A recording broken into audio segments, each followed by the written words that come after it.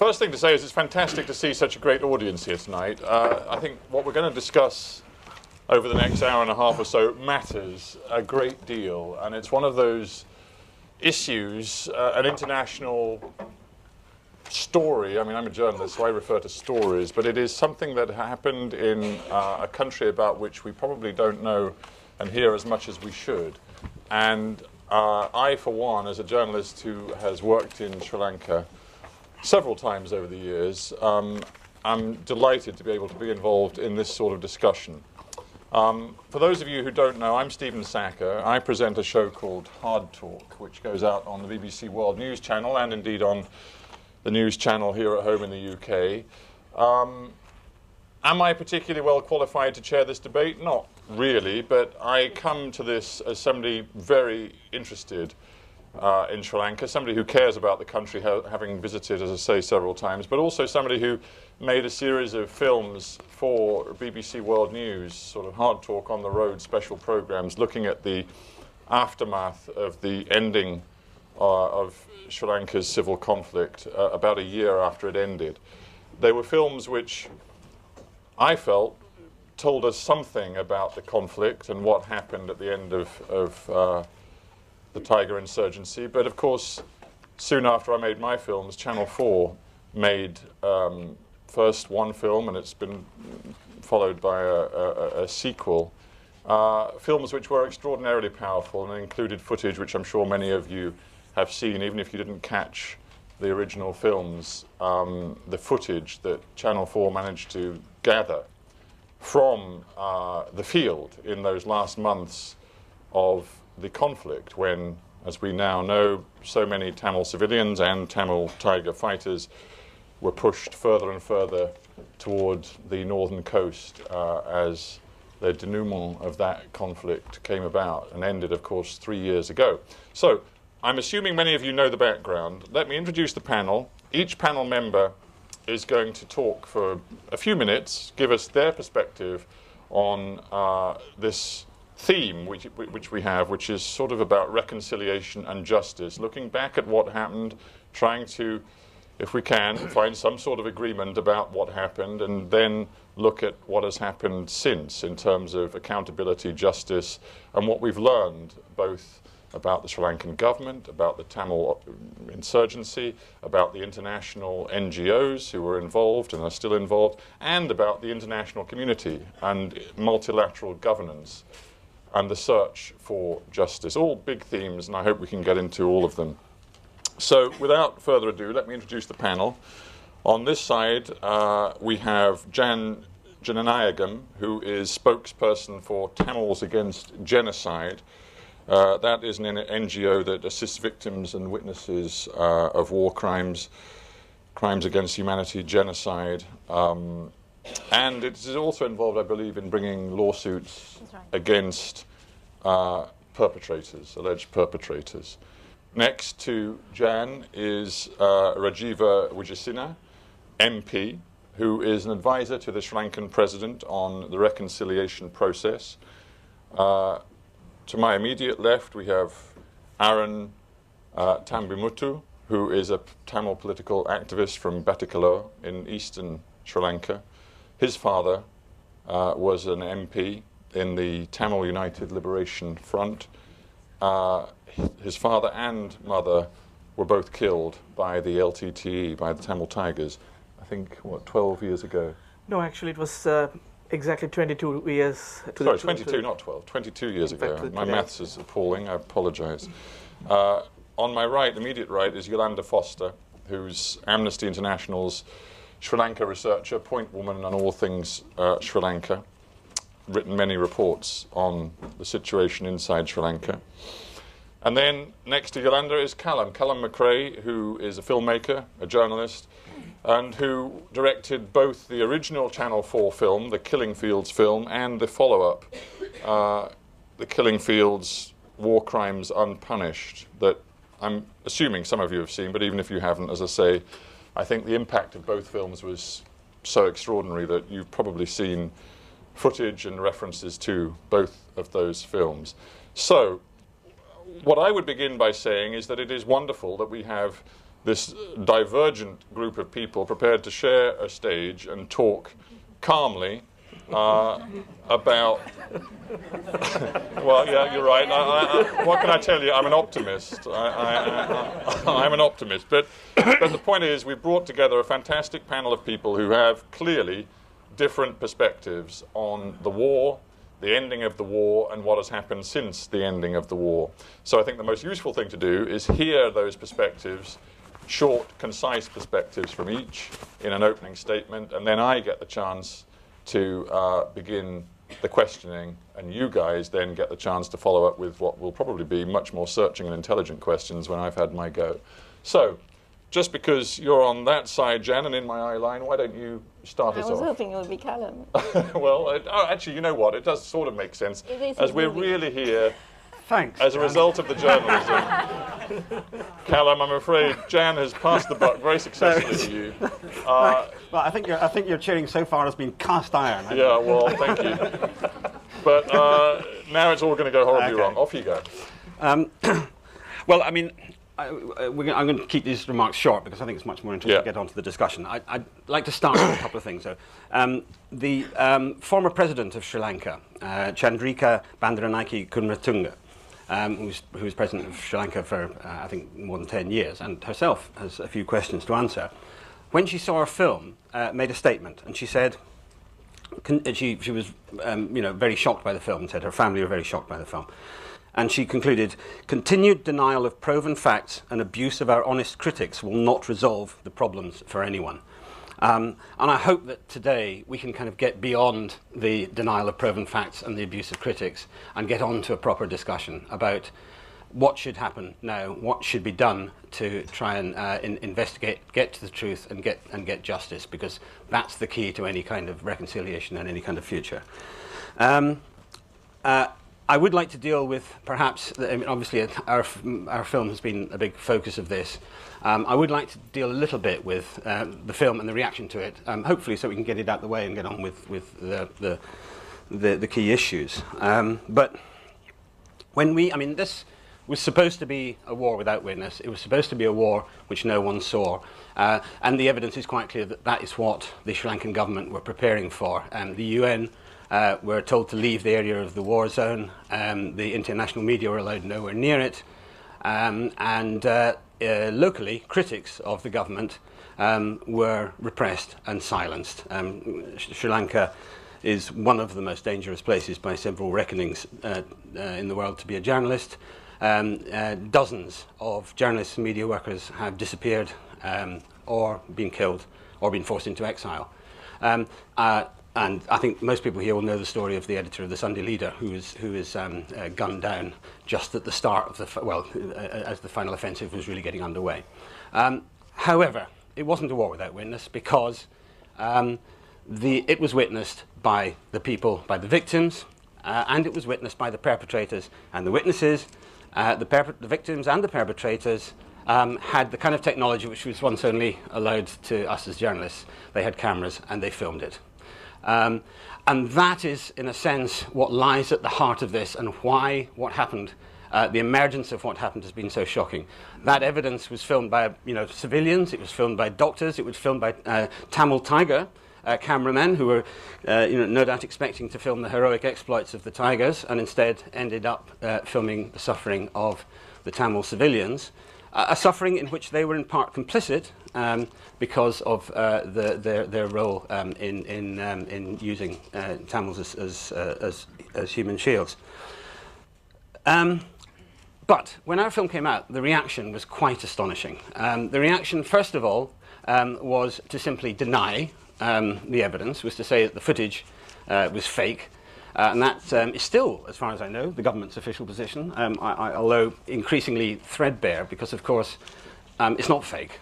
We had it analysed very, very carefully. We had it analysed by technicians, by video technicians. We had it analysed by forensic pathologists to examine how the injuries worked, the spatter of the blood, all the rest of it. And indeed, the UN did exactly the same thing with a different set of experts. There is no doubt that this footage is what it is. There is no doubt that there's no suggestion from any reputable source that it has been manipulated. I'm afraid it does depict what happened. The real question we have to get down to is to discovering why and how that could have happened. And the other thing, of course, is that the government, in all of that footage, you can see. I should hurry up, shouldn't I? Well, yeah, I'm feeling you're winding up. Okay. But in all of that footage, you can see, lots of soldiers with cameras, lots of soldiers with mobiles. There is. All of this has been filmed many, many times by lots of people. It's a simple matter to prove that it was faked by the government producing the footage by all their soldiers. They haven't, and the reason they haven't is because it isn't fake. It did happen, I'm afraid, and that's the truth. Then it came to sort of preposterous suggestions. For example, the government did officially at one point allege that we had been paid £5 million by the Tamil Tigers to make the film. I would be wearing a much smarter suit if that happened. But also, if the Tamil Tigers had paid £5 million to have this film made, they probably would have been a bit pissed off at the... sorry, because of my language, but they would have been unhappy with the, some of the lines in the film. We said the Tigers were a brutal army, often conscripting child soldiers, pioneering the use of suicide bombing. They showed little respect for civilians. These are all quotes from the film. Prepared to use them as pawns or human shields. Government forces were not the only ones showing a brutal disregard for civilians. In the no-fire zone, 2 Tigers defied the laws of war, etc. To try and claim that we are apologists for the Tigers is a nonsense. We told a story, and that story, I'm afraid, whether you like it or not, is true. And as the former president said, continual denial of those facts and abuse of honest critics is not going to help. This situation has to be resolved. This is a burning sore. The continued repression of the Tamil people will only make the resentment and the anger worse. The only solution to this problem is to look ways forward, is to look at ways of getting to the truth, getting justice. That's the lesson of history, and that's what we have to do now, and I hope that's what we'll talk about. All right, good. Callum, thank you very much.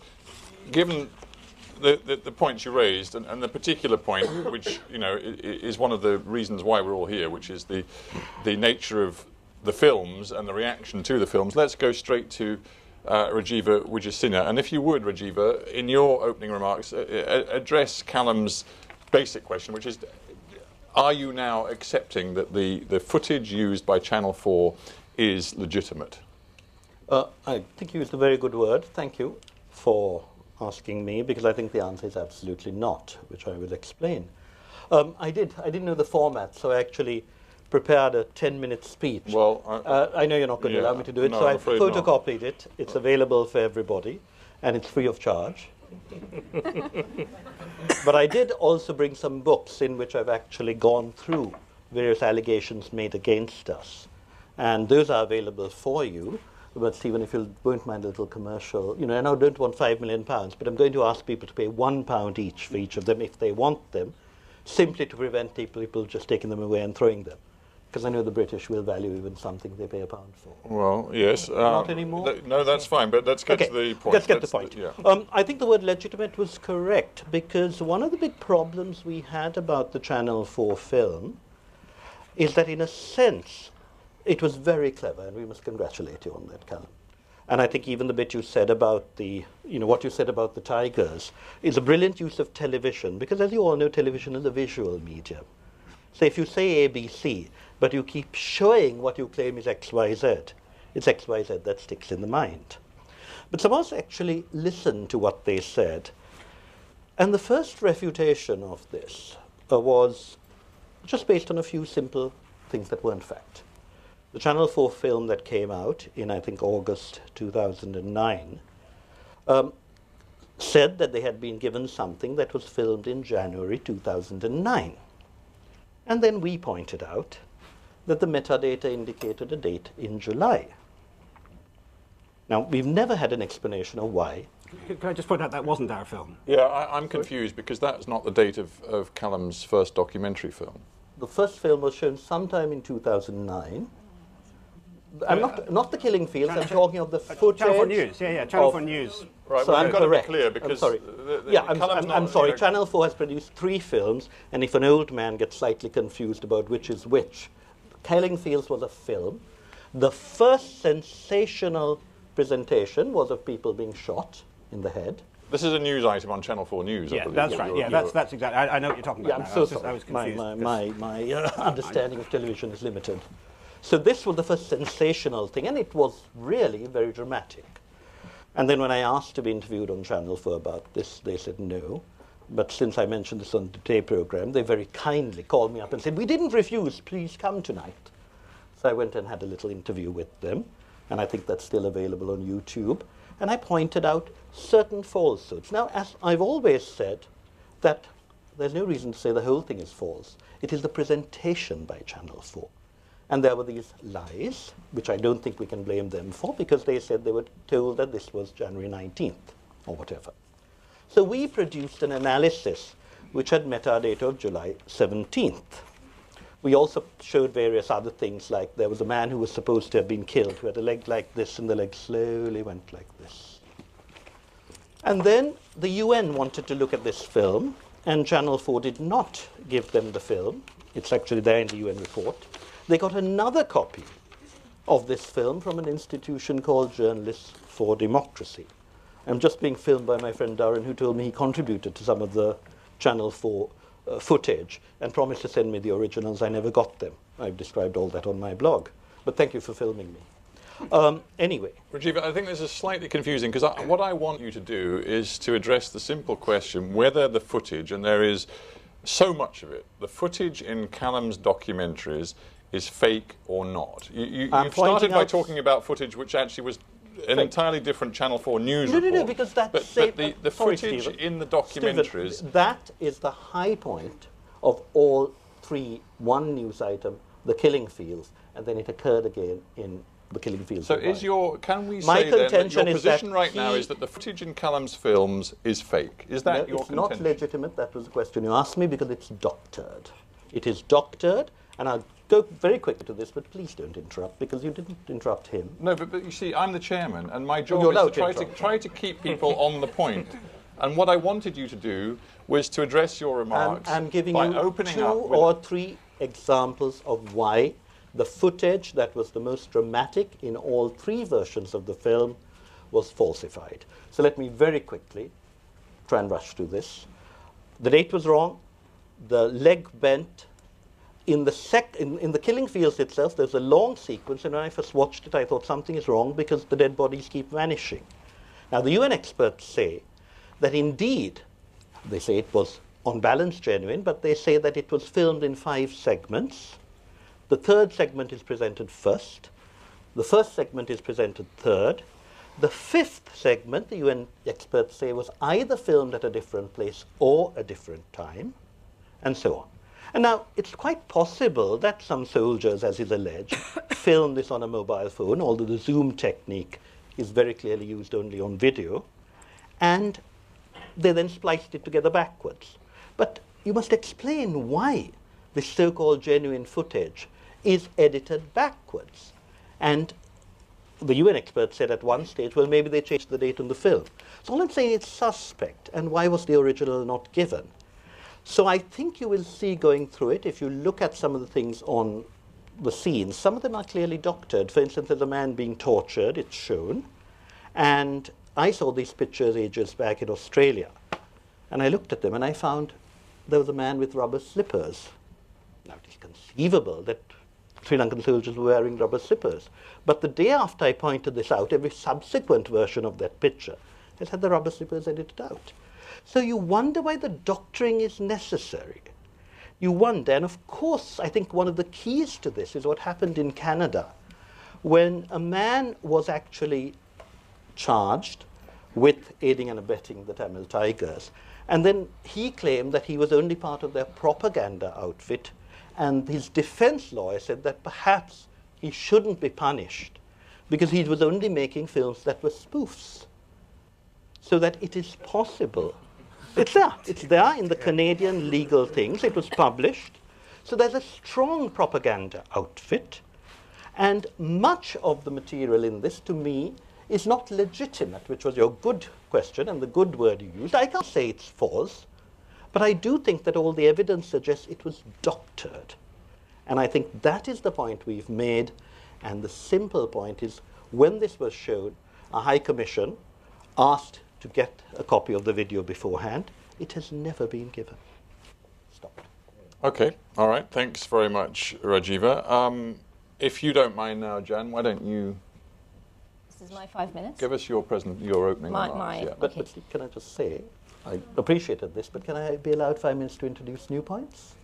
I Because thought you wanted me to answer that him. was not your opening presentation, wasn't it? That was No, that was I my see. answer to... Well, Karen, which okay, you but wanted me to do. I want to try to give everybody the same amount of time. So, Then you mustn't ask me to answer him. well, and say that I means actually you don't asked have you a your very simple presentation. question. I didn't expect a 5-minute answer. So, I'll tell you what. life requires a little bit of explication. We are not sound fine, bites. but We are not you have to television. understand We are that I'm intelligent people who chairing want to this argue meeting, about and I want it. everybody No, to you're boss. have You're a boss. fair say, and I want to make sure that everybody gets opening remarks so that we can then move on to a question and answer. So, we've heard what you had to say, Rajiva. Thank you very much. Let's hear Jan's opening thoughts. My 5 minutes. TAG's mandate, my organization is Tamils Against Genocide. We're incorporated in the US. We have a mandate to assist victims and witnesses of war crimes and to try to bring perpetrators to justice. We have a case ongoing in the United States against President Rajapaksa. I want to use my 5 minutes to talk about what our witnesses think and what our victims think, because we talk to them and we take statements. So we have given out questionnaires, and I will just read out to you some of the answers. The first question we asked is, not the first, maybe the third in the questionnaire, but would you consider the arms usage of the SLA, the Sri Lankan army, proportionate towards the sole aim of destroying the LTTE? I think this is the essential part about whether the mass atrocities were proportionate towards the sole aim of destroying the insurgency, or whether they went towards an objective of annihilating the civilian population. And the witness said, they had the impression that all Tamils and LTTE were the same, so it made no difference between combatants and civilians. They also wanted to reduce the Tamil population of the entire country. It was a real chain of actions that indicated the intention to destroy us as a people. At first they attacked and injured numerous civilians. Then they attacked the hospitals, the schools, the temples. The wounded were seeking shelter in the temples, and they attacked them. Then they killed the medical staff. They blocked medical aid and food. People started to starve. Then they blocked and restricted outside help from reaching the injured and hungry. Witness 2 said the same thing. Jan, I'm sorry, but I'm a little... When were these surveys, these questionnaires done, and where? They were done in London with witnesses who were asylum seekers, essentially. They were done by a TAG intern who also published it as part of his MSc dissertation. It got a first class. Essentially it was done in 2010. Which university? It would have been Goldsmiths, I think. Sorry, when were they done, these in interviews? 2010. Okay. And how many altogether? By now we have quite, we have several. This first set was a set of 5 which corroborated each Okay. other. I didn't mean to interrupt, but I just wanted to be clear when they were done and where. Hundreds now. So having said this, I just want to go to witness 2. He said I don't think it was proportionate at all. It clearly indicated there was an overall attempt to destroy everything and everyone in the area.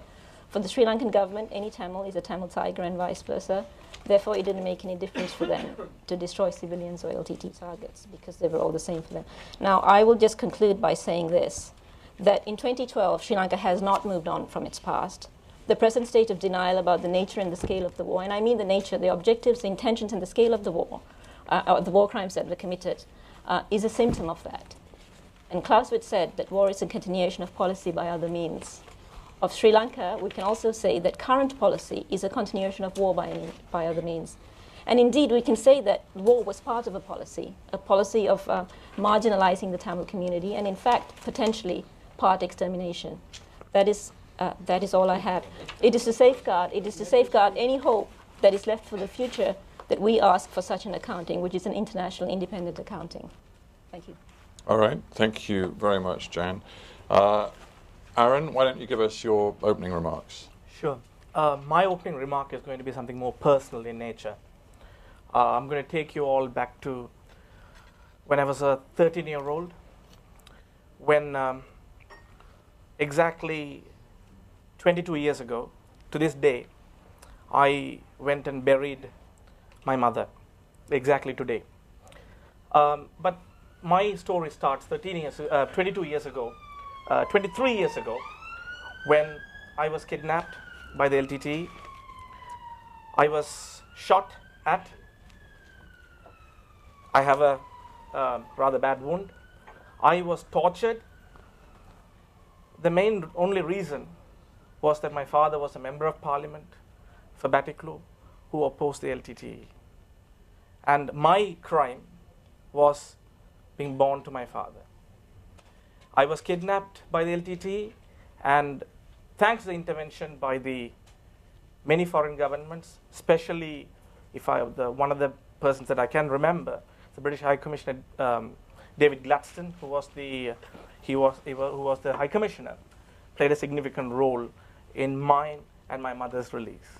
We moved away from Batticaloa, but after we left Batticaloa, I was in Colombo, and within few months, my mother and father were killed, and I left Sri Lanka. Why do I recall this? Because that is what the memory that I had of Sri Lanka. But before that, I can recall many incidents. When I was about 8 years of age, I saw a landmine exploding, policemen shooting innocent bystanders. I've seen that. But I also saw, when I was kidnapped away from my house, LTTE executing innocent people who they thought were complicit with the government or with the Indian armed forces. So I saw all that. And so that is the Sri Lanka that I remembered and I left. I lived here for 20 odd years, abroad, mostly in the UK. I got my education here.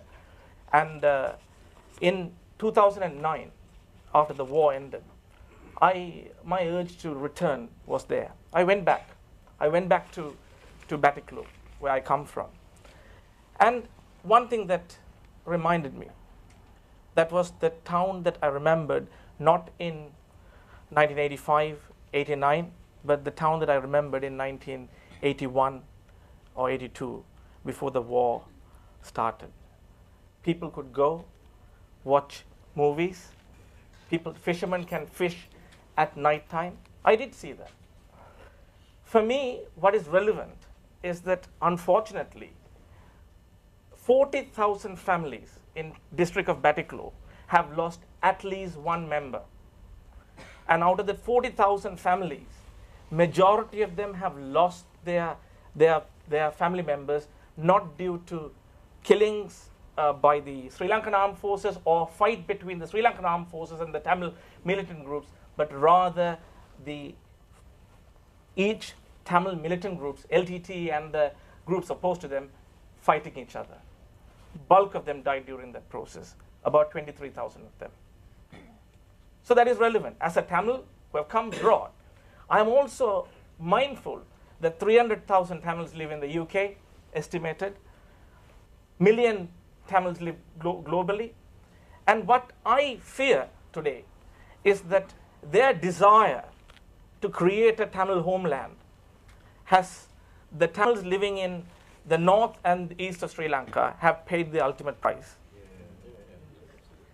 Even to this day, what I see, an industry has been created where, now you ask yourself, and I would say one thing, yes, discrimination did take place in Sri Lanka, but majority of the Tamils who left were economic refugees, and I will stand by that. Why?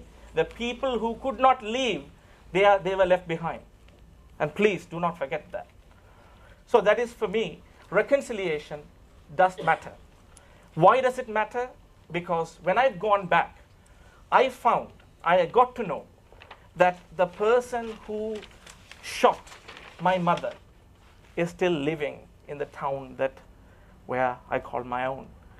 And if I want to take revenge, if I want justice prevail, this man with 3 young children will have to pay, the 3 children will have to pay the ultimate price, which is to lose their father. So for me, it is, I may not forgive, I may not forget, but I still have to move on.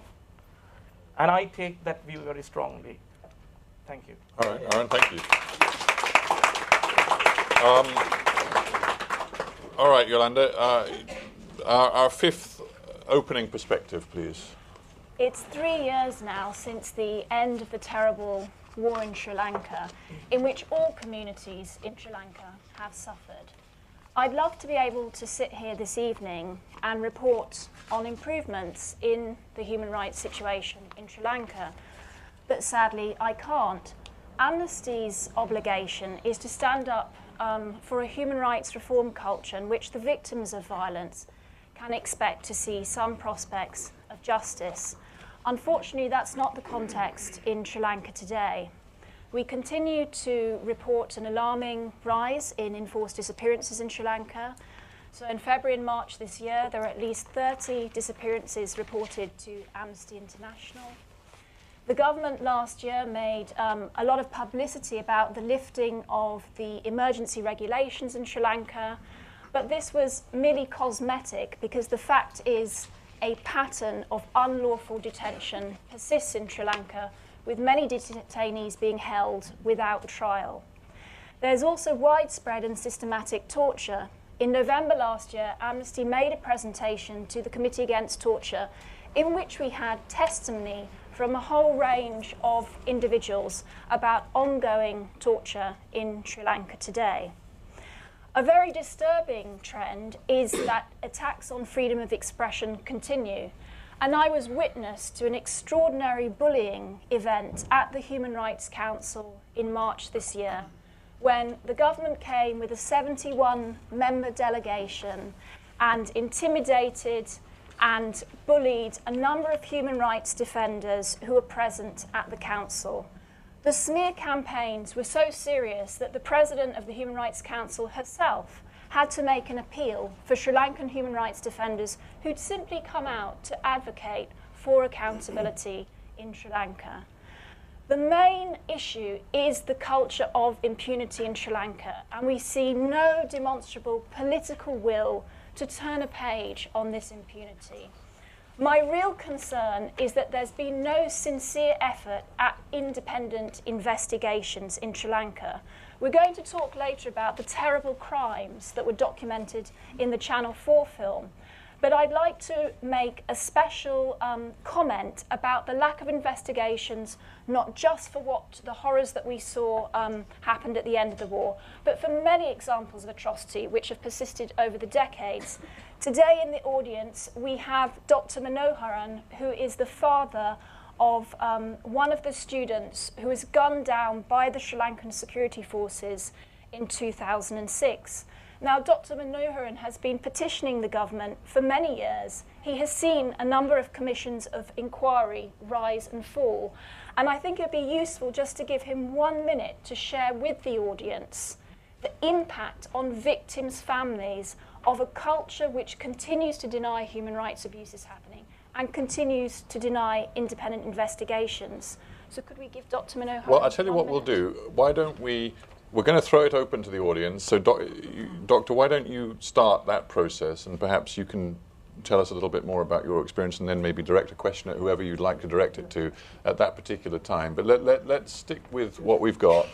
But Doctor, I won't forget, I'll come back to you, and we'll hear your sort of thought and question when we get to that part of our evening. But the government points to its own domestic commission, the Lessons Learned and Reconciliation Commission, as a panacea to growing international calls for a credible accountability process in Sri Lanka. But the fact is that commission was not independent, did not have witness protection, and sadly did not actually investigate the credible allegations of war crimes that we've seen documented in the Channel 4 film. The report that was produced by the LLRC was actually a good report. Amnesty read it carefully, and we actually recommend that, the commissioners should be commended for coming up with a set of important recommendations. But the fact is the commission made a series of recommendations in September 2011, and I would like to hear from Rajiva Vijayasinghe as to which of those implementations has actually been implemented in any concrete form. The LLRC's final report submitted to the President has failed to actually deal with the question of independent investigations. Today in Sri Lanka, there are hundreds and hundreds of families who simply want to know what has happened to their loved one. I think for there to be a genuine reconciliation process in Sri Lanka, which is tremendously important because, as I said, Amnesty has documented abuses by the Tamil Tigers against ordinary Sinhala, Muslim and Tamil populations in Sri Lanka. You know, we've seen that there's a whole range of issues being raised today around the rise of religious extremism in Sri Lanka. This is a very serious and important issue, but to be meaningful, it has to have a process of truth-telling, and that's not what we see in this ongoing culture of denial. All right, thank you, Yolanda. Okay, well, it falls to me then to ask some questions before I then open it up, and I want the rest of the evening to be dominated by your questions, but I get the privilege of asking a few to start with. And it seems to me, you know, we've heard so many different perspectives and different sort of themes raised from our panel. And what I want to try and do is impose just a little bit of sort of intellectual order on it by saying, maybe there are two ways we can look at this. We can look at the issues raised by the Channel 4 film and all of the questions that justice and accountability that arise out of that. And then we can talk about a whole related but perhaps somewhat separate set of issues which are about where Sri Lanka is today, about this idea of reconciliation, what it means and how it relates to what is actually happening in Sri Lanka and particularly in the north of the country at this very moment. So let's talk about justice for what happened at the end of the conflict, and then let's talk about what's happening today and how that relates to the idea of reconciliation. So, in terms of justice and accountability and a full accounting for what happened in those months at the end of the war, Rajiva, I'm going to ask you first of all, is this commission, the Learn Lessons and Reconciliation Commission that your government appointed and dealt with, is that it as far as your government is concerned? Is your government's position that whatever accounting was going to be done has been done and that is over? No, I think one of the real problems we have, and I'm so sorry that I'm obviously not going to be allowed to talk, but only to reply. But I suppose that's my role in life. Well, you will give me 5 minutes at some point? Well, never. The trick with these things is I'm sure you have things you want to say. I want to hear as I said at the very beginning, when there'd been one point raised, I wanted you to address the point in the course of your opening remarks. You gave us 5 minutes of opening remarks. That's not what you told me, Stephen. You gave me 5 minutes of opening remarks. Frankly, we can discuss procedure all night. What I'd like you to do is address your superior judgment. The issue. I'd like you to address my question. I will address the issue, but if there's a way you want to address it and include points that you've pre-prepared, that's absolutely no problem. But please begin by addressing my question. No, because I want to address it seriously, so I'll try to do that. I didn't prepare anything on that, but I think it's a very good question that you raised. You see, the whole point about the LLRC is it was meant to work towards reconciliation, and if you look at its recommendations, it looks at it in terms of 3 areas, all of which are vital. I think it's very ironic that people just kept saying the LLRC is a whitewash, it's government people, it wouldn't say anything, and I'm happy to say that most people who read the report said it's actually a very, very good report. It makes certain findings that some people never expected it to make, including Amnesty, and I'm proud of Amnesty to have recognized it was a good report. There were 2 or 3 people who kept criticizing it, but by and large everyone felt it had done its job of looking at reconciliation and making recommendations. The 3 areas are what I would describe as restoration, because people suffered not only during the war, but because of discrimination.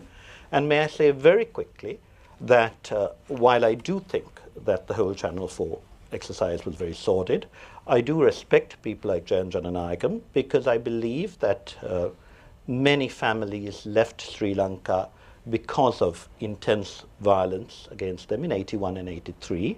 I realize that she's actually slightly older than she looks, and her people left a bit earlier.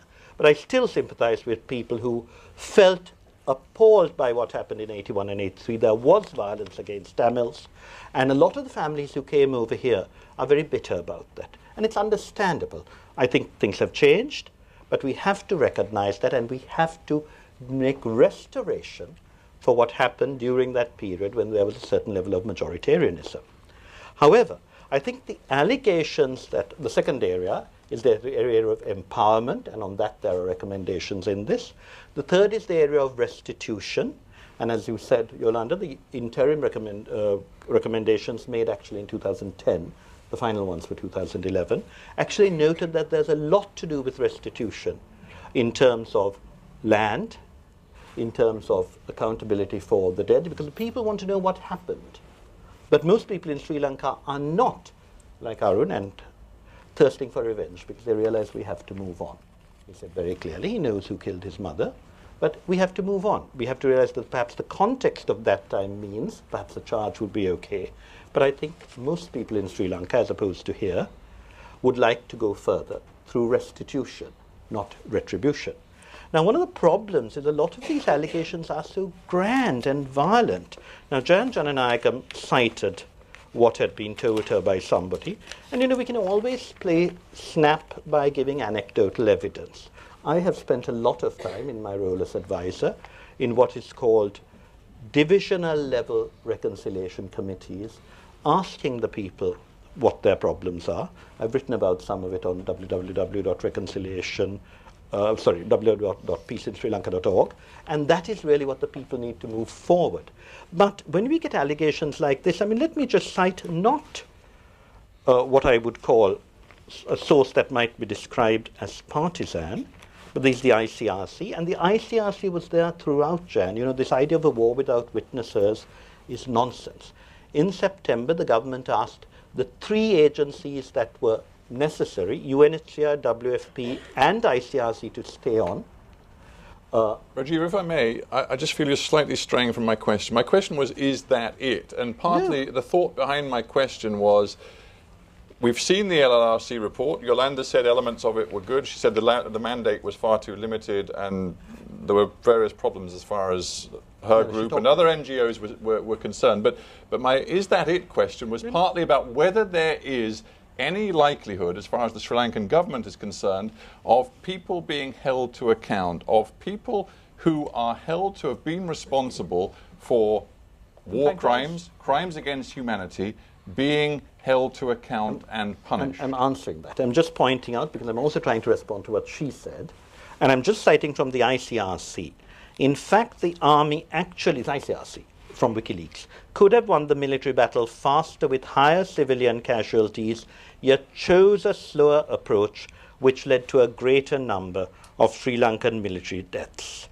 On the LTTE, Dimaya said it had tried to keep civilians in the midst of a permanent state of violence. It saw the civilian populations as a protective asset and kept its fighters embedded amongst them. Dimaya said that the LTTE commander's objective was to keep the distinction between civilian and military assets blurred.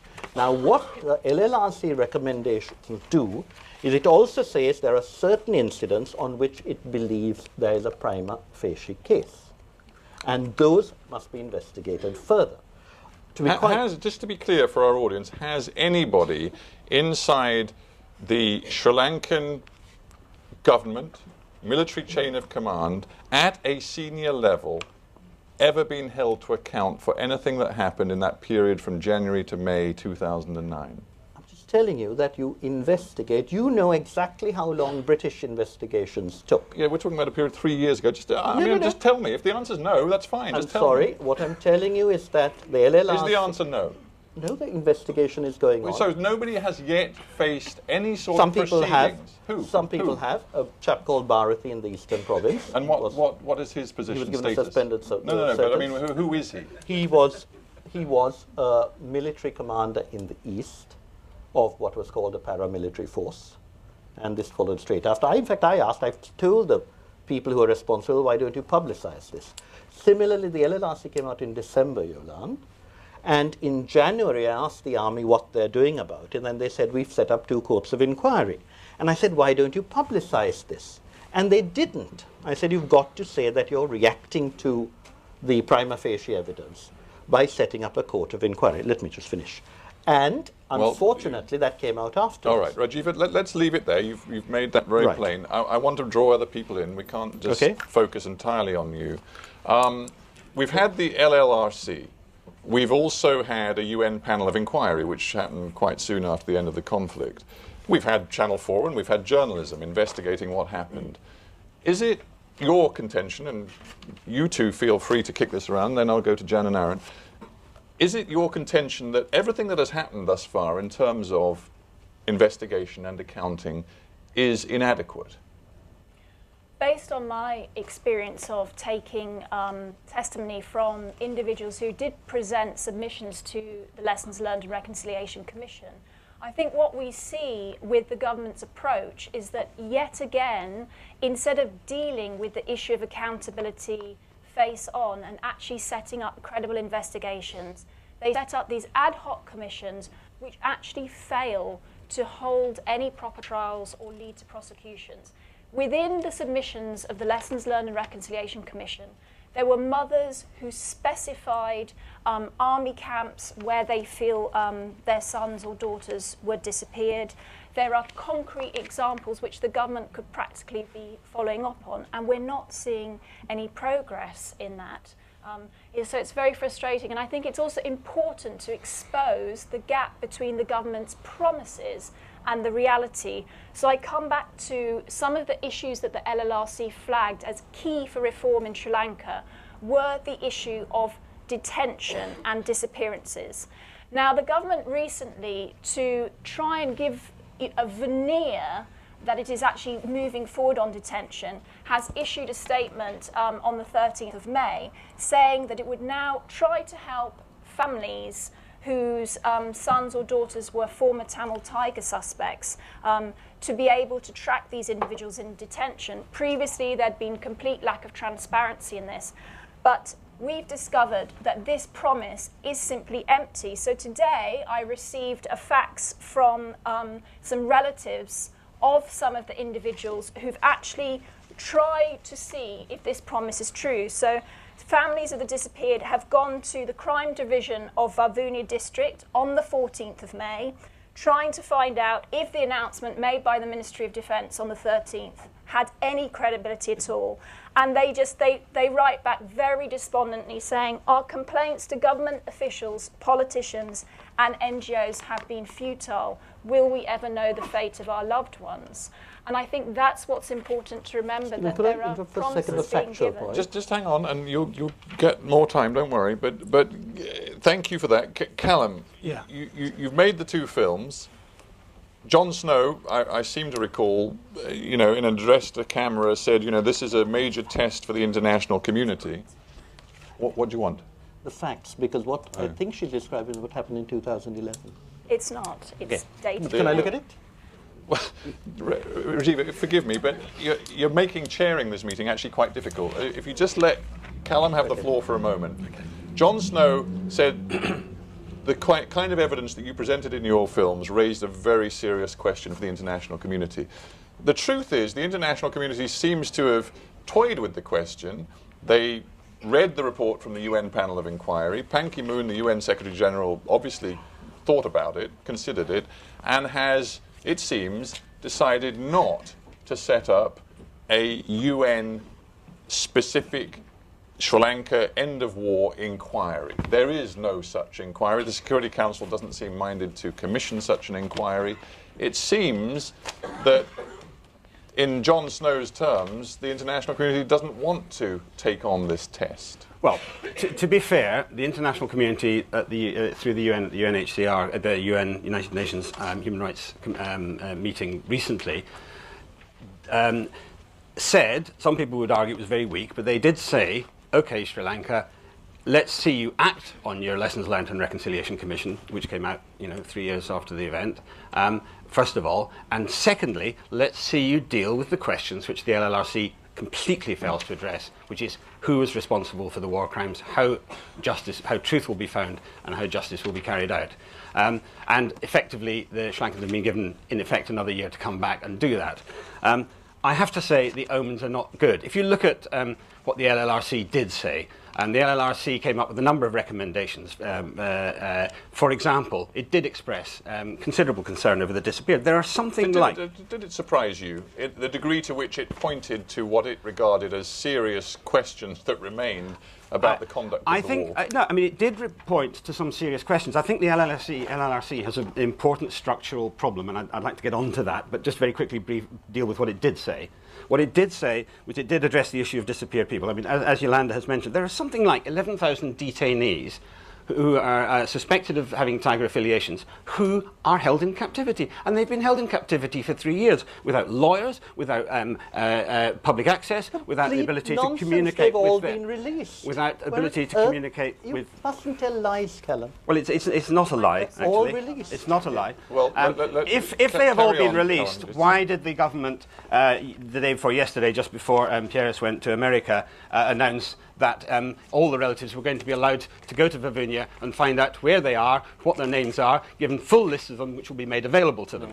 The government said that these people who are not in captivity, the details would be given to the relatives, and then, of course, they weren't given to the relatives. And in fact, this is a promise that was made 2 months ago as well, when the TNA turned up to Virginia and said, can we see the lists? And the government said no.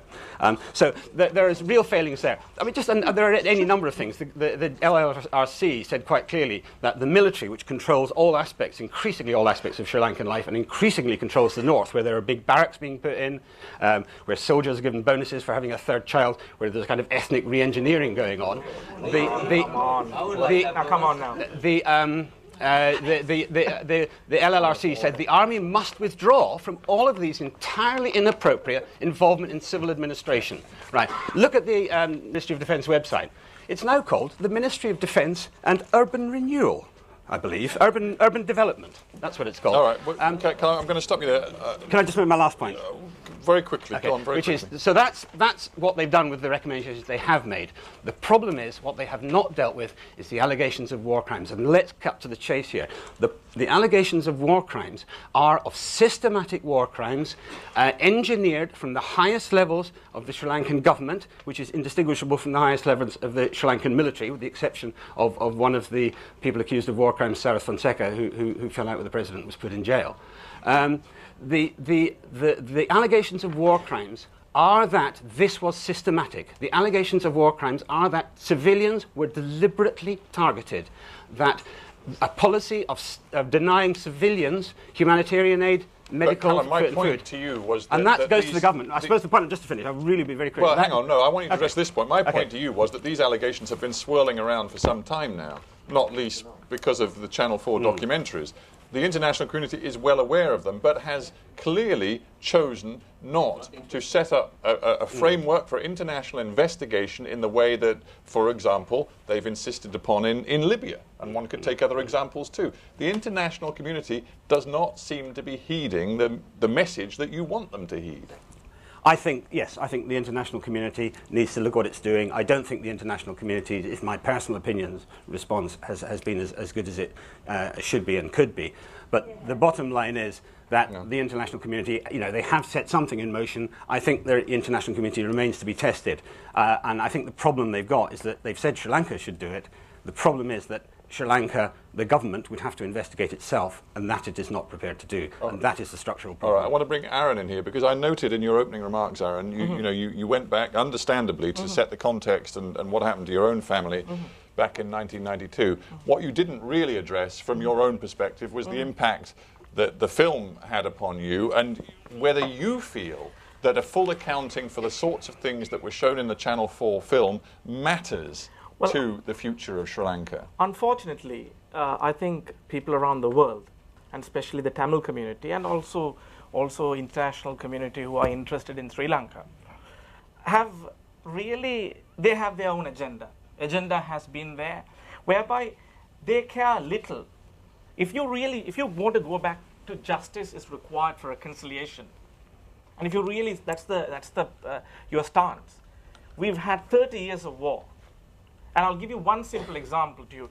There are 7,000 LTTE combatants who have, from the district of Batticaloa alone, who have been resettled, who are now living. Now my question is, excuse me for one moment, if you are going to go and start investigating the crimes that they have committed, trust me, in my district, in Batticaloa alone, you're going to have quite a lot of people behind bars. So I don't want to put words into your mouth, but am I right in saying then that your contention is that, frankly, the sorts of crimes that appear to be to have been committed in those months from January to May 2009 are frankly not of a scale that is actually different from everything else that happened in the 25 or 30 years of conflict in Sri Lanka, and therefore don't require a separate and distinct accounting. What I feel is, for 30 years, that we have had many atrocities committed by all sides. And you don't think that that period at the end of the war was special, was unbelievably damaging? Unfortunately, what I feel is that Channel 4 and of course the international media, they also have their vested interests. Of course, I mean, we saw two awards being won. And the media has changed. We all know that. That's the reality. But what you have to remember, now let's take one example. While I was living in Batticaloa as a 9-year-old, or 10-year-old in fact, 119 Islamic worshippers were butchered to death. In fact, grenades were thrown, and LTTE cadres gone in and start shooting them. In the same year, that 114 Sinhala families, in fact, one of my dear friends who went to school with me, was butchered to death, and his baby sister, 6 months old, was also killed. Now, interestingly enough, it was a common knowledge in Batticaloa, because after this incident, the man who led the attack went around the town of Batticaloa in a victorionics moment. He has gone and claimed, we have done that. Same person is today living in Germany, what I hear. Likewise, many people who have committed atrocities are living around the world. Now, Jan, of course, is interested in genocide, and she wants to, of course, prosecute people who have committed wars against, crimes against humanity. Now, so there are many people who have committed crimes against humanity from all sides. Of course, when you only want to let's look at our community. Now, let's look at and ask ourselves. And the bottom line is that atrocities have been committed. And I don't think that you can have any forms of investigation, because international community, what has the international community done for 30 years? Well, it's an interesting perspective, and I'm going to put it straight to Jan. I mean, what Aaron's saying is, don't get so hung up on what happened at the end of the war. Frankly, technology gave people camera phones in a way that they didn't have them in 1990 or the year 2000 or 1985. And if one looks at the reality of what happened in Sri Lanka over 3 decades, then this isn't a question of isolating one particular period and going after the perpetrators of that particular period as opposed to all others. You've got to see it as a whole, Jan, and therefore this focus that this panel has been brought together to address is misguided. It is about the whole 30-year experience. Very much so. What about the sabotage? I just want you to address that, and then I'm going to open it up. I totally agree with you. My answer is life. So, Stephen, I totally agree with you, and I'm going to try and address a couple of the questions that came in that context. The first point is that I just want to let you know that I too have an uncle who was assassinated by the LTTE. It has not changed my position, and it won't in the future. So I just want to take the personal out of this. This is a structural issue. It's an individual issue. It does not change our positions. And and that's where I want to go back to something that Stephen said about the scale of things. There are individual crimes, and I recognize individual assassinations, as in my case, as in your case, as in Lasantha Wickramatunga's case. And I agree and accept that those should be dealt with by a domestic judicial process. But as Amnesty has said very clearly, the judiciary has failed. The reason you don't have justice is because the judiciary has failed in Sri Lanka, which claims to be a credible government. This happened in 1987. They were in control of Batticaloa. There is no need to be talking about justice if the government had done its job and given justice to the victims.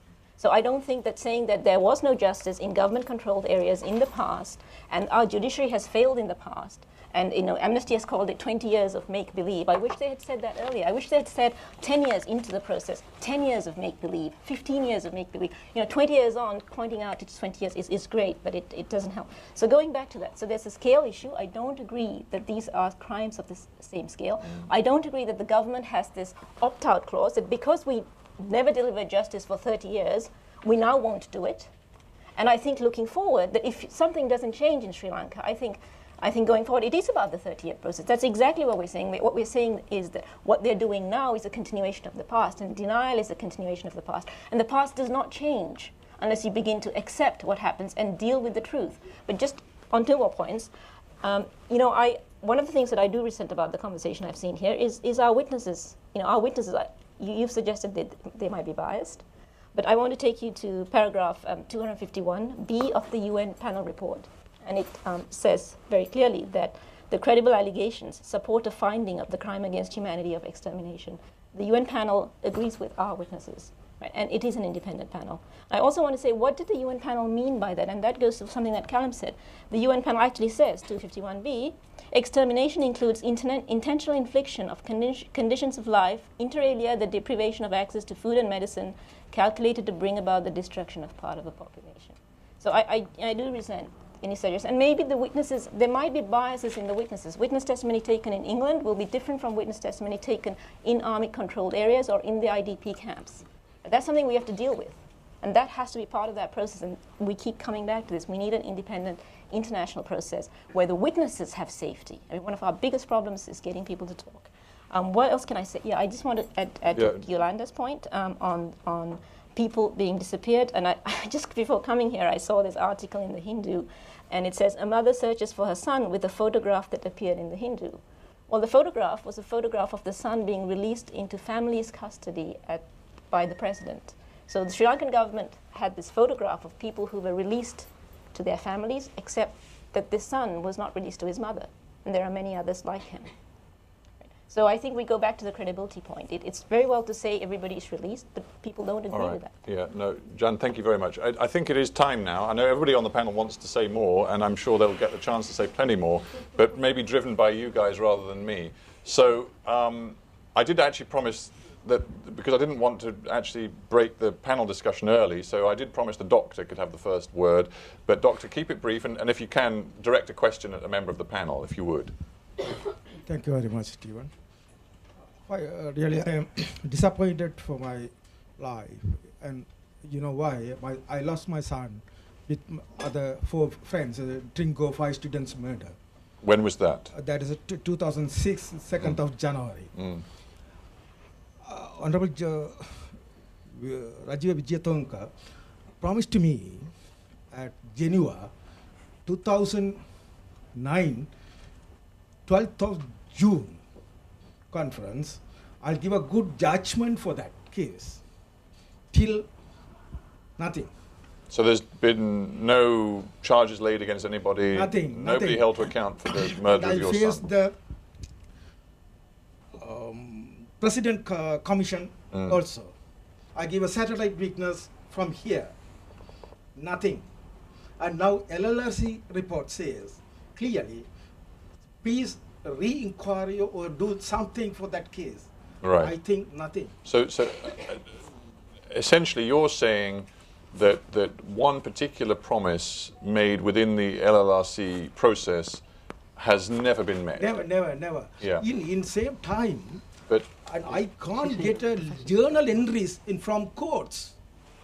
I can't get my son case journal entries from courts. I guess, do you have a direct question for? Well, I think what he was saying was that the professor was the person who made that promise. He's the advisor of president. I He understand. is the formerly Secretary of Human Rights. Yes. Now honorable honorable LP of Parliament. Right.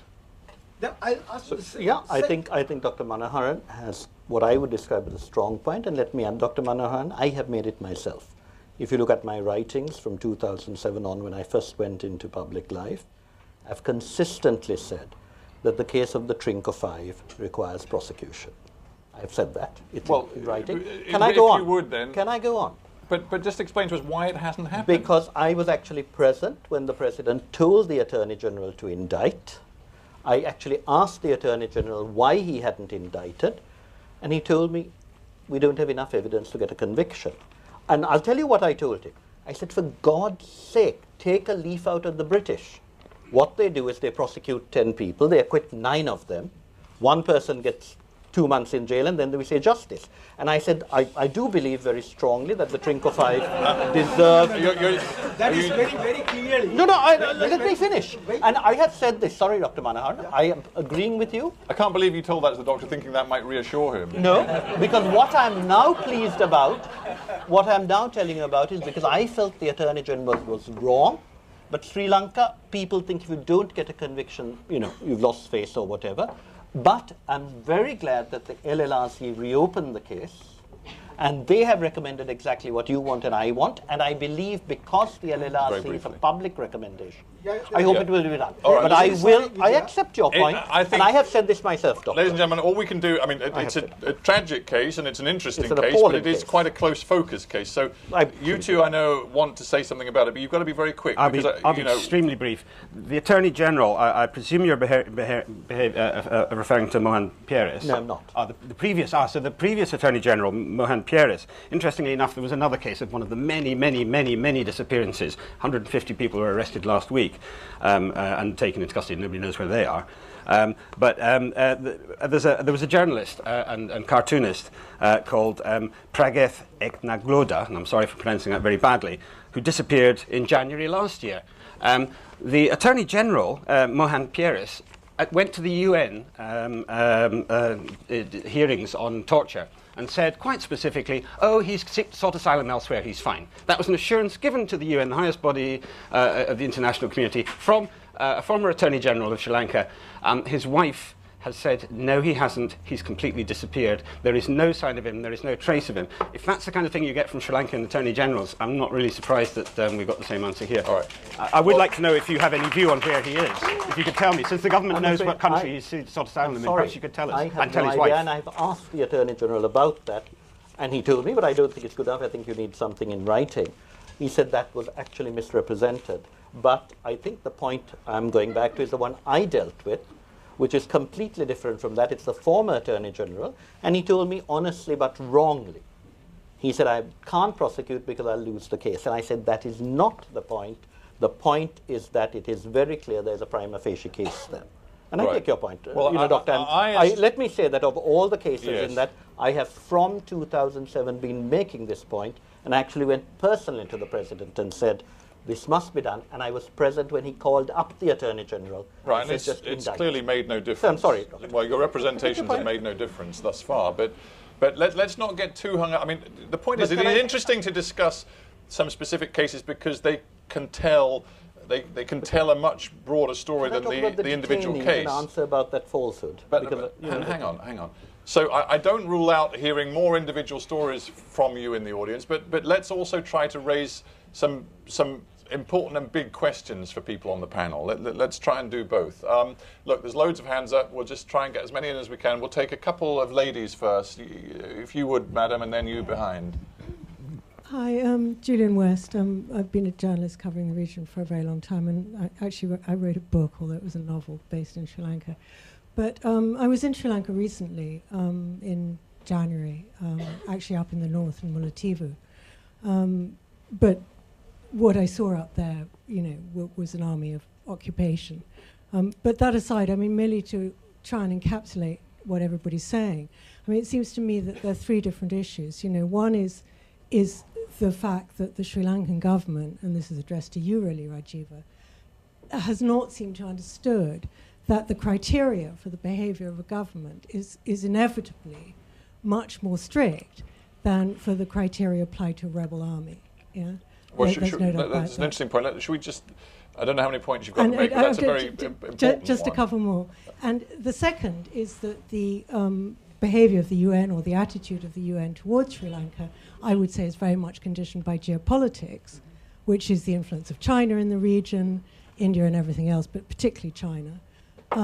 And also there's a tremendous need, as Samtam Imuti's son said, I'm sorry, Arun, yeah. Which is for reconciliation. And it seems to me that at the moment, the biggest question that I have is the question of the attitude of the Sri Lankan government, which seems to be to constantly try and refute things like the Channel 4 film. I mean, I actually went to an edit suite and by accident saw the very clever propaganda film that the Sri Lankan government put together refuting the Channel 4 film. It was a brilliant piece of editing, actually. But they didn't seem to have taken their overall role more seriously, which is the fact that as a government, they are on a bound to behave in a way that is much more accountable than a rebel army. And they don't seem to have understood that. And for reconciliation to happen, they really need to take that on board. Right. Well, thank you very much for that. Let's just take one more point and then we'll turn it over to the panel. My father was an MP. He was killed by LTTE. But there might have been hundreds of people who might have killed by the LTTE. But that's not the point. I am looking at the bigger picture of the 64 years since independence till today, what the successive governments have been oppressing the Tamils, ethnic minorities, politically, economically, socially, culturally, and environmentally now. So lots of Sinhalese have been going, retired civil servants, diplomats, professors, lawyers, even a big judge went and told LLRC in 2010 that successive governments from the time of independence till today have been oppressing the ethnic minority, and they have been the cause of the creation of the LTTE was created by these governments. Right. And that is what they 30 years of peaceful struggle didn't bring out anything. One minute. Ma'am, this is supposed to be question and answer, and I feel your passion, but you made that point. Do you have a question? Yeah, so the last 3 years, what has been happening the last 3 years is much worse than the previous 61 years. Oh my okay. goodness. Oh my goodness. All right. You have a selective amnesia, madam. You have a selective amnesia. Let's just stay calm and deal with the perhaps the two most important points that have just come up. First, we heard this point, which Rajiva, I think, was directed to you, but others can pick up on it too, that in the end, the government of Sri Lanka, the sovereign power in Sri Lanka, has to be held to a patently different and indeed a much higher standard than a rebel insurgency force. You know, the international law which governs the behavior of all governments around the world applies to Colombo and to your government too, and that is something you cannot escape from. I don't want to escape from it. I think you're perfectly correct. But I think the whole point is that if you look at the way the war was fought, I just cited to you the ICRC, we know perfectly well that the LTTE used people as human shields. It dragged them in. We kept asking, let there be a UN claim to let the people go. It never came. When you talk about geopolitics, I'm afraid there was no concerted effort right through 2009 to get the LTTE to let the people go. The UN workers were kept behind. They were not allowed to leave. The UN kept asking, they were not allowed to leave. But the reason I find Jan's thing odd is not, there were health workers, there were ICRC people, the entire UN family who stayed behind, 364 of them, not one of them died. The entire NGO workers who stayed behind, and I checked this, not one of them died. I asked the UNDP rep. He said one girl stepped on a landmine, which he thinks was LTT, and came out with crutches. The government took them back. You read even Gordon Weisser's book. It makes it very clear that the army did try to keep to higher standards. And one of the reasons why I find the Channel 4... Well, I'm sorry, I'm not quoting myself. I'm talking about Gordon Weisser. Sorry? Your English is good, I say. Sir, your English is good. I think that's very kind of you, and I appreciate the compliment. Can I finish, Stephen? Well, go on quickly then. Right. So if you look at the various allegations made, and you talk about a lack of, unbiased UN report, the gentleman appointed, the American who wrote much of it, actually claimed that Sri Lanka was an apartheid country. And those of you who have been to South Africa know perfectly well the difference between South Africa, and how dare people mock the people of South Africa by claiming that Sri Lanka, which always had Tamil cabinet meetings, people in parliament, etc., full voting rights, was an apartheid regime. It is this type of propaganda that worries us. I fully take the point of the lady there that there were majoritarian activities, including on language policy. It's all documented in my draft national reconciliation policy as well. which needed change. And I'm really very sorry that when the political struggle was, let us say, alleviated by the Indo-Lankan Accord of 1987, one group only fought against it. But Now, Rajiv, I'm going to have to stop you because we don't have that much time and I want to get lots of questions in. But the point about the lady and her passion just there was that she was saying, yes, the sectarianism has been present in Sri Lanka for 60 years, but her final point was it's actually, if anything, gotten worse over the last 3 years, and that's a point. That's a complete. point. Can I answer Well, that? look, that's a point don't want me to I answer? want our two Tamil panel members Of course. to address. Well, so Sorry, I am a Tamil. And unfortunately, people like you, you have always, anyone who held alternate view was persecuted, killed, and unfortunately my community doesn't have that. So excuse, so No, you can, hang on. It is easy for you to, Hang on. to Let make Aaron an is argument on that panel basis. so that you can hear him speak, and then you can, if you want to, ask a question. But just finish up, Aaron. First of all, until 1987, Tamil language was not given parity. In fact, as a 7-year-old, I refused to learn Sinhala language in Sri Lanka. Today, there are many young children, Tamil and Sinhala, who are learning Sinhala and Tamil language. And trilingual policy, it's not perfect. It has a lot of problems. It is working. Where do you live, though? I live in Batiklo. Now? Now. Yeah, so you're just visiting. I just came 2 days ago. So that's, I asked that because I want to know, what I really want to know is because we don't want to go right through the history. Hang on. We don't want to go through the history of the last 30 years, but I want you to address this point of reconciliation today. Is it your belief that right now, in the Tamil areas of Sri Lanka, there is the real prospect of reconciliation? Absolutely. And if you travel to the eastern province of Sri Lanka, if you start looking at, things are changing. It's not perfect. In fact, you travel to Batiklo, Sinhala language doesn't have a presence. So we have to, trilingualism mean that we need to get that across the country. But it is working, and it is changing. There's that perspective. Aaron says, whatever we've discussed about the justice or lack of for what has happened in the recent past, Aaron's contention is that right now, today, in a non-war environment, if I can put it that way, in Sri Lanka, the situation for Tamils is better. Reconciliation can happen. Jan, well, no, you can't at the moment because I want to hear what Jan thinks about that. I am going to say that I totally disagree, of course. And the reason is, I'm going to... Have you been to Sri Lanka?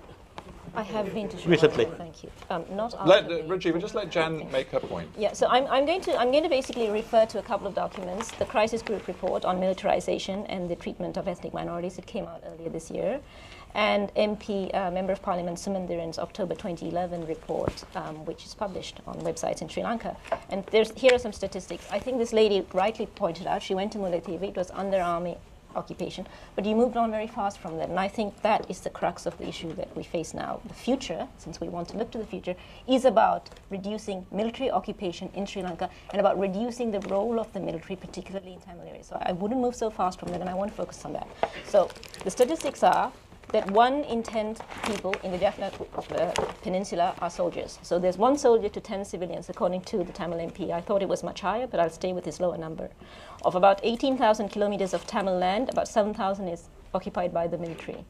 Militarization is the single biggest problem that we face. The military has taken over pretty much every area of commerce, including agriculture and fisheries, tourism. So the military runs, for example, a tourist resort. Crisis Group. Check the Crisis Group report. Check Sumandiran's point. It's everywhere. So, on the as web. far as you're, I mean, to sum again, sorry to be brutally I interrupting, do but not we don't have much time. To summarize your point, that the military North occupies is the a North. land of occupation right now. No, furthermore. The point is, ICG says the land is a land of and occupation. I agree with the ICG. You know, we are Thank looking at fine, but your point is, right. ICG says X, therefore But X. it's more than that. I mean, this is the not occupation logic. deprives Rajiv, the please. livelihood of people. It deprives the livelihood. They're taking over businesses. Tamil businesses are being competed out by a monopoly, which is the What? state. Hang on. Look, Have this is you been there? Living in Army London, you can runs- see that, of course. You can see that. let- I go forgive there me. every week. You know, we can stop And I'm now, sure or we you will not can see it. actually conduct this in a civilized way, and we can actually let members of the audience Well, I'm on the ask same planet if they as will. 3 brief- other people that I can quote Jan. to you. Yeah, no. Well, you made the point, Jan. Thank you. I want to get now 3 brief questions. What I'd like is questions. Rather than too many statements, I want brief questions. So let's take 3 from this side. Sir, you can have one. Chandela Fernando, it's very obvious that it is a highly volatile and evocative topic. But my question really is this. There is, without a denial, a geopolitical undercurrent to the whole of this discussion, number one. And number two, if you are to skin it back to the actual issue between 2 respective communities, what I haven't heard from the panel is, fine, we can all talk about these subjects, but if on a platform of this description, this is the reaction you get sitting in London, what chance do you have for anybody back home? Because the people who are living in poverty or who are struggling for their daily bread, whether they're Sinhalese, Tamil or Muslim, and they are struggling on the rate of inflation, have no aspirations to fight anyone. And the point that I have not seen from the panel is that what are you actually going to advocate on a practical basis? We can all ask for greater integration, we can all ask for greater reports, we can all ask for international monitoring, but no one from the panel has said, look, based on our experience, here is a starting point. That is a thing that audiences around the world want to really hear. All right, okay. Let's have a gentleman in the further back. You've got your hand up, sir. Just 2 questions. One is... Well, you can't have 2. You can have 1. I'm sorry, but... Okay. My simple question is, why is there so much of delay on the part of the Sri Lankan government to talk and to implement the question of devolution, which is going to be the permanent solution for this crisis? Sorry, why? What would why is there so much of delay on the part of the part of the Sri Lankan government to implement devolution of part of the Lankan Tamils there, which could only be the permanent solution for this ethnic conflict? Yeah, got you. Okay, we'll take one more. Let's go to the back. The lady at the back. Yeah. It's a question really for Yolanda and for Callum. Yeah. Why is it that the international community is not doing anything when it is very clear that both sides in this conflict are damaged? If you have somebody whose parents have been shot by Tamil tigers, of course he's going to have a view. It will be a subjective view. It will not be objective. Why is it the international community is not trying to step in and get something organised in an objective way? All right, thank you. Panel, you have to promise me you're going to be succinct and brief now, or else we're just going to run out of time. Aaron,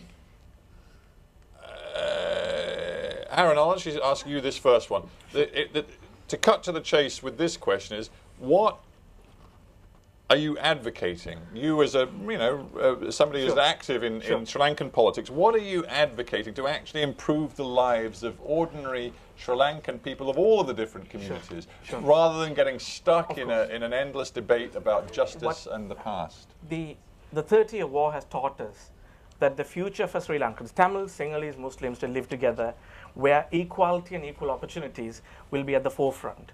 And let me just boilerplate rhetoric. I know. Let me also go further. In order for that to happen, of course, progresses have to be made. There are issues. Language issues are there. Implementation of rights. All that is there in a country like Sri Lanka. But progresses are being made.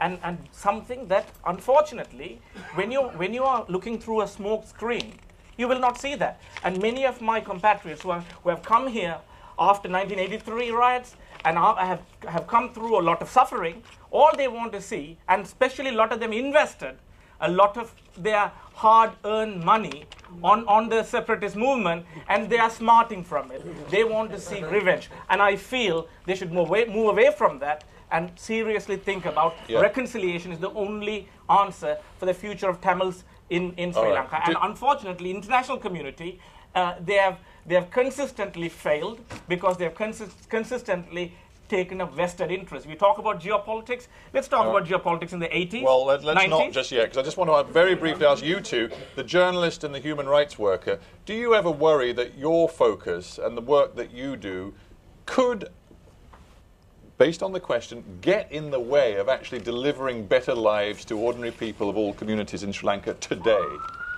I mean, absolutely and categorically not. My job as a journalist is to get to the truth. I've investigated war crimes and crimes against humanity all over the world. I've investigated them mostly allegations of crimes of war crimes committed by the West. That's my job. I'll investigate them, whoever does them. I've investigated, or we have investigated them in this case, and we have come up with extraordinary, really disturbing evidence of war crimes. I mean, and the problem is that the government's response has actually been... I am answering actually. What is my job as a journalist, and will I get in the way of reconciliation? The problem is that we're dealing with a government which has consistently lied. On the 18th, the Samarasinga, the minister, on the 18th of May, stated categorically that no Tamil civilians had died. That kind of level, now of course they're admitting they have, that kind of level of monstrous lie. 18th of May, 18th of May, Samarasinga, yeah, I can give you the exact quote. All Tamil civilians have been rescued without shedding a drop of blood. It's normal when you say 18th of May to give a year. 2009. All right, Callum, so all right, well, we've heard your 2009, position, very Callum. end of the day before the war ended. Yeah. But I don't want to get, I mean, the problem is we're dealing with mirrors and smoke were mentioned. The bottom line is that there is an appalling series of allegations of appalling crimes by both sides. The fact is that this government, which claims to be accountable to international humanitarian law, is continuing to lie and obfuscate and avoid, as their former Prime Minister said, denying proven facts. Until those facts are addressed, there can be no reconciliation. Right, there is only one lesson of history, which is that you have to get the truth before you can get reconciliation.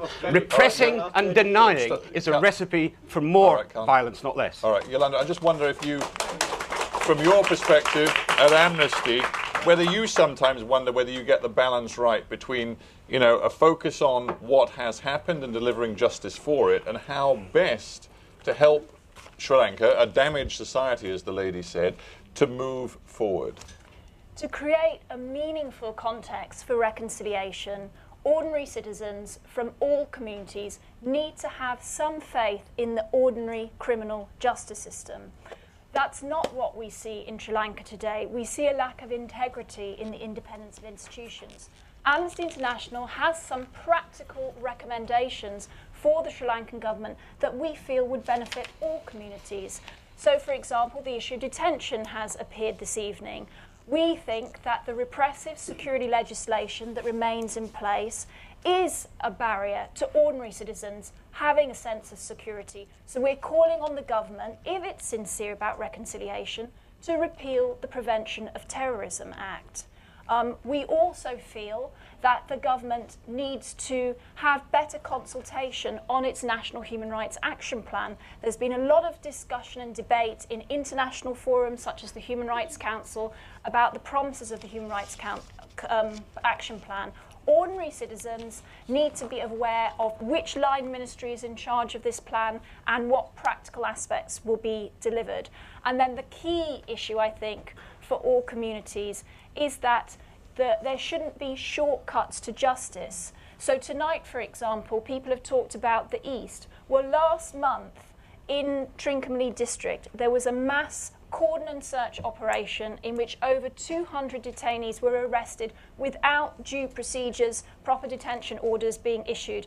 A Mutu magistrate has challenged that shortcut approach to procedures and, in fact, won his case. And what I would like to say is that actually in Sri Lanka today, there are a number of progressive civil society groups from different communities who are trying to rebuild genuine human rights culture, and that's the kind of space that we need to see supported. All right, thank you. Rajiva, one question that we took was about why the sustained delay in delivering real meaningful devolution. Why? Can I answer a bit more as well? Oh, let me just say the written documents are here. They're available if anyone wants to collect them. Please take them. I'm really sorry, but I would like to make a few points, and since you don't allow me to speak, they're here. If you don't want them, don't take them. Right? The National Reconciliation Policy, I only brought 10 copies because I really got the impression not many people were interested in reconciliation, but please take those. I do want to point out that we need facts. I think when we talk about detention, I mean, this is the National Human Rights Action Plan. I had been complaining about the delay because I did the first draft as secretary by the end of 2009. There were delays, but it was finally adopted by Cabinet. It's now available, and we do want support from everyone to try to implement it. There are problems, as Yolanda said. We have far too many ministries. Getting coordination is difficult, but we've started. On devolution, I think the real problem we faced is that when government wanted to discuss with the TNA didn't want to talk. When the TNA wanted to talk, people in government. Tamil National Alliance. Yes. National Alliance. But I have to say that the discussions that we had with them were getting more fruitful. They weren't for 3 months, but between May, June, July, and I'm happy to say the TNA people have said that it was after I was appointed to the committee that we started to move. Partly because I think it's vital to meet regularly. What used to happen in the past is people would say, well, A is going abroad, B is going abroad, C is going abroad, and the TNA... How far should devolution go in your view? My view is we have the 13th Amendment, we should implement it, but we also you should... know, a lot of people, certainly I can speak for myself, the 13th Amendment means nothing to me. I just, Okay. just tell me how much power should be devolved, and I guess we're mostly talking about the Tamils in this particular case, how much power should be devolved One of the to the main Tamil problems communities is of that the north my and east? approach to devolution has, and you asked me my view, and as you know, I'm not a member of the executive. No, I'm just a parliamentarian. want your view, that's what so I I'll give you want. my view. What we argued, and we were the first national party to argue for devolution in the 80s, we said it should be based on the principle of subsidiarity, where the more power should go to the smallest unit that it needs that power to judge itself. Increasingly, particularly because of my work in the divisional secretariats in the north, and I have been having consultations, please read the consultations, with the people of the Grama Niladhari level, the GNs, the Rural Development Societies, the Women's Rural Development Societies, which are particularly vital in the present context. I think the need to empower them even more is vital on many issues. But in 1987, there was an agreement... How much autonomy, that's all I'm really trying to get to, how much autonomy should be devolved to, and again, we're talking here about you're the... so simplistic. Well, do you know what the... Do you know what... the 13th Amendment? Sorry? Define the 13th Amendment. Yeah, so that people I'm can sorry. understand it. The 13th Amendment was ratified in 1987 after discussions between the Indian government and the Sri Lankan government. All Tamil political parties, plus the former guerrilla groups or whatever, accepted it except for the LTTE. And the LTTE then fought... Sorry? What is it? It means the establishment of provincial councils with certain powers. It meant the nationalization, making Sewage. Tamil an official language. Sorry? Lots of powers. We had water come on. I think we should go into those powers. well, We don't have time. basically... We don't have time. You know, But the things that you can control. sorry, do you want me to answer it, or do you want Well, to I'll keep tell you the- what I want. I want concise answers at this point because we're going to end in about 5 minutes, and I'm going to take one more round. With respect, Professor Vijay Singh, you're not clarifying your point. People are asking you, pleading with you for your definition, your explanation. I'm sorry, there are of 3 13th separate questions here. One is Stephen wanted me to give my views on what should I be done, wanted your- and I'm doing that. your Other outline of people what want devolution me. would I'm look sorry, like. but other people want me to explain the 13th Amendment, which can't be done in 1 minute. No, I'm So am I overruling excused that from- because I'm losing He's patience. overruling that. I I'm could losing try. patience with this particular track because we're not really getting anywhere. Let us take 3 more questions. We will then hear the panel's views and we will have to close because we're overrunning already. But it's fun, Steve. It's fun, but I'm sure we all would love a drink or refreshment of some sort. Madam, you've got a hand up. You've been very patient. I'm fine, thanks. Hi, this was touching on what Yolanda mentioned about the bullying at the UN Human Rights Council. I was actually going to direct my question at Jan as an activist within the Tamil struggle. I just wondered whether you'd experienced anything like that, how it was working, doing what you're doing within TAG. Personally, I think apart from nasty emails and Facebook comments, I would say I've been reasonably outside of that, and I don't go along to many of those events. But I know that the people that I speak to, and I go again to the Trincomalee 5 case, for example, the witnesses, the reason they can't prosecute is the witnesses are afraid. People that speak to us are very, very afraid. Lawyers are afraid to deal with certain cases. If we take on a controversial case, Tamil lawyers won't touch it. Right. So I think it's very, and I'm quite high profile as well. I think you have to kind of recognize that, well, to some extent, yes. So Okay. Let's go right to the back. Sir, you've got your hand up. Thank you. I'd just like to ask the panel, and especially Rajveer Vijayasinghe, about the recent statement by the Right Reverend Raya Joseph, Bishop of Mana, where he said that between September 2008 and May 2009, up to about he gave exact figures. He said 146,679 people have not been accounted for, and this is based on government records. So this is basically a 8-month period where 146,679 people have gone unaccounted for, and he's actually been arrested by the CID. So could you just comment on his comments, and also, because this is actually coming from government figures, and for example, that the person who actually quoted those government figures has actually been appointed as the senior government agent in Jaffna. So it's credible figures. Yeah. So could you comment on that? Let's get Rajiva's comment on those figures immediately. So, sorry, I mean, the bishop made this statement, but he didn't give the reasons for making it. You know, it's quite easy to make figures out of thin air. The bishop I'm actually very fond of. I go and see him whenever I go to Mannar. And he had this lovely line 3 years ago. He told me a lot of things about the LTTE, and then he said, please don't quote me. So the bishop has had a real problem because he has been under a lot of pressure. He wasn't arrested. He was asked to give the basis of those figures. He was actually at the time with the Bishop of Anuradhapura as well. So there was another Catholic bishop with them. And one of our problems is really that the Bishop of Jaffna and the bishop who's also the senior Tamil bishop, and Bishop Rayapu, come out with different ideas, and we just want to get the details. But the government agent who gave those figures is now in Jaffna? Yes, it's Imelda Sunma. She was the one who actually released that from Kunachi in 2008. No. What Imelda Sukumar said was that the figures given her by the Gram and LLRCs came up to such and such an amount. It was not 149. She actually used the figure of 350,000. There's a lot of queries about those figures, and she's not. She's actually now been promoted in the presidential secretariat. But those figures, 149, we're still trying to find out how he came up with that. What is the figure you work with when people ask you for an official number of people still unaccounted for in that 8-month period going up to May 2009? What's your answer? Well, the figure that I first gave, and please remember that in 2009, I was the person who first said that there were about 5,000 to 7,000 civilian casualties. You also said there was 0 civilian casualties all the way through the final month. You were one of the proponents of the line. How dare you?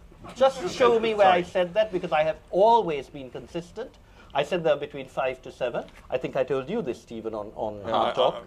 Forgive me, it's a while ago. It hasn't stuck in my brain. But what I want to know is... And I have actually said that consistently, Callum, and I'm tired of the lies. Well, look... Because if you want to say Mahinda Samarasinghe has said that, you may be correct, I'll check. But I have always said this, and don't you dare claim that I tell lies. We're coming to a close. Right. So let me just finish end what with you a said. fist fight. Let's just try and end calmly. No, but what I'm shocked about is I do have sympathy for John and indeed Yolanda, who used to be very idealistic before she turned into this avenging We don't need your summation of what you think of everybody else. Liars. We can all have our own opinions about everybody else in the room. It doesn't really matter. I just want to...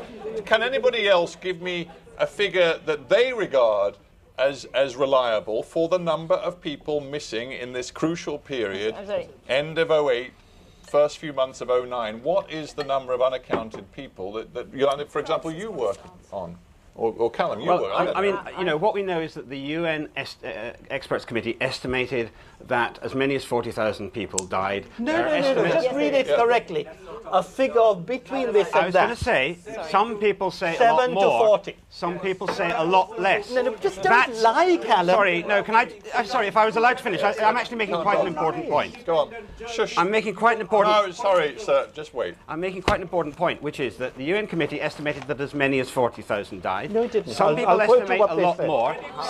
I'll quote you what they said. I mean, I don't know what the point of heckling is, because, you know, this is actually an important moment for us to listen to what Callum has got to say. You, if you want, if we have time, can then ask a question. But let's listen to what the man has to say. Some people. Can I finish my The POE sentence? Please let me estimated finish my casualties sentence. range from 10 to 40. Right. Please let me finish my is the sentence. fact. You know what? We can Some either- people say a lot less than that. Some people say as few as 7,000. That is significantly different from what the Sri Lankan government claimed until the end of the war, which was that none had died. Yeah. And over and above that, surely the question is, if there is so much uncertainty about how many people died, there cannot conceive of a situation in which the world will say, oh, it doesn't matter. It matters hugely. It matters how they died, why they died, and who is responsible for them dying. And that's all as journalists we are saying. There is a big problem here. It has to be investigated. We need the truth. And simply denying, obfuscating, delaying and coming up with fake commissions is not a way of getting to the truth. Callum, That's thank you. all I'm saying. There's a lady who's been very patient over here. I'm going to have her ask her question, and I fear, given the time, this is going to have to be the last one. And I'm sorry that there's so many questions hanging in the air, but we can't, unfortunately, let ourselves overrun too much. Go on, man. Hi, I'm Frances Harrison. I used to be the BBC correspondent. Of course you are. Yeah, hello, Frances. I spent the last year tracking down survivors from 2009 and writing their stories, and I want to address the issue of the death toll. The Bishop's statement doesn't say 147,000 people were definitely killed. No, it's unaccounted for, as I understood it from the question over yes, there. And the way he calculates it is very clear in his submission to the LLRC statement. He says that 282,000 people came out alive from the war zone. That's documented by the army and the government. And if you look at the number of people who lived in that area before the war started, or escalated in 2009, we know that from UN surveys, from a UNICEF survey, from a head count that was actually done with the government and the Tigers together, there were around 430,000 people in September or October 2008. We have several other figures that are brought up in January by government officials. So there is a big question mark about where those people are now, and it needs to be answered. Right. If you take the UN itself had a long-distance head count of casualties during the war. They counted 7,700 people who were killed between January and April, and they reckoned that they only managed to count from maybe a tenth of the shell attacks during those days, and they didn't count the last few weeks of the war, which were undoubtedly the most bloody. So we know for sure that the number is extremely worrying. People who were involved in that head count believe that there are at least 30,000 people who are lost. I suspect we're not going to, from the panel, get much further than we've already got on that, because we have to discuss that. So, Frances, thank you for that. But I think because we've done that issue, we will allow one more question, because I want to try and get a different, we've done the unaccounted and the different death tolls. I'm not sure the panel's got much more to say that's fresh Can on I that. cite the UN figures that I really just want to get one more question in. No, there's a gentleman who's been having his hand waving for a long time. Yeah, you, sir. Go on. Thank you. I know you all have, but what can I do? I can't. My name is Kumar Kumarendran. You made the point that the international community is not doing enough, particularly the British government. The US government at least took the initiative and brought about a resolution in the UN Human Rights Council against Sri Lanka. But the British government, you compared the situation in Libya. The foreign secretary was there in Benghazi during the problems there. And in Syria, he's jumping up and down. But here, we know that more than 40,000 people have died. Nothing is happening. Whereas the British government is actually inviting the president of Sri Lanka, who is the commander-in-chief, and who has been accused of war crimes and crimes against humanity. Yeah. The question to the panel is it right that this man should be invited to Her Majesty's celebrations? Will it cause embarrassment to Her Majesty? All right, well, that ties in with, I'm a patently rubbish chairman, because I actually remember now that there was a question that was asked that we didn't really address, which is, why is the international community not doing anything, to quote the previous question. So if I can meld those two together, it'll have to be our last shot at listening to the panel. But Yolanda, I'm going to ask you first. You specialise in sort of international activism. There are various voices in the audience asking, why is the international community not doing more? Why is the British government, in his view, bending over backwards to sort of host official Sri Lankan delegations when it should be asking questions instead? Why is the international community not doing more on this issue of accountability, justice, and everything we've discussed tonight? I mean, the journey to international justice is not, a situation where you can have quick wins. I think what we have to remember in Sri Lanka is we're not just talking about numbers, we're talking about a very serious situation in which families, real people with real stories, were deeply affected by the bloodbath at the end of the war. I mean, these are crimes in which there was deliberate shelling of civilians, hospitals were repeatedly targeted, and a very large number of civilians were killed. But I'm asking you to address geopolitics and the way the world works today. Are you pessimistic about the chances of getting what you would regard, with all of the work you've talked about tonight, as real justice and accountability? Are you pessimistic? I think the UN Panel of Experts report is an important first step to addressing the importance of an international investigation on Sri Lanka. We've seen now that the Human Rights Council has actually taken a progressive step compared to the inaction in 2009. There should be more done, but we now have a resolution, L2, that was passed in the last session of the Human Rights Council. And the government of Sri Lanka will have to come back in the 22nd session in March 2013 and account for the progress of the recommendations of the LLRC.